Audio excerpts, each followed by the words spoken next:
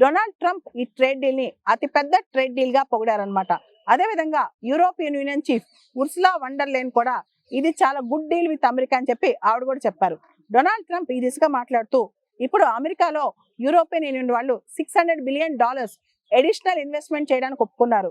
అంతేకాదు అమెరికా నుంచి దాదాపు $750 బిలియన్ ఎనర్జీ కూడా, అంటే ఏదైతే అమెరికా నుంచి యూరోపియన్ యూనియన్ ఎనర్జీ కొనుక్కుంటుందో అది కూడా ఇప్పుడు $750 బిలియన్ వర్త్ ఎనర్జీ కంపల్సరీగా కొనుక్కుంటానని చెప్పి యూరోపియన్ యూనియన్ మాట ఇచ్చినట్లు డొనాల్డ్ ట్రంప్ చెప్పారనమాట. డొనాల్డ్ ట్రంప్ కూడా ఈ డీల్ విషయంలో చాలా హ్యాపీగా ఉన్నారు.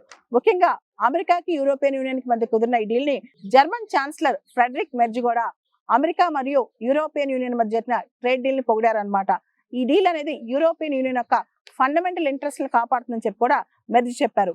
యూరోపియన్ యూనియన్ నుంచి అమెరికాకి ఎక్స్పోర్ట్ అయ్యే కార్స్ కావచ్చు, కంప్యూటర్ చిప్స్ కావచ్చు, ఇవన్నీ కూడా ఇప్పుడు ఈ డీల్ వల్ల లాభపడతాయి. ట్యాక్సులు తగ్గడం వల్ల యూరోపియన్ యూనియన్ ఎక్కువగా అమెరికాకి అమ్మే ఆస్కారం కూడా కనిపిస్తుంది.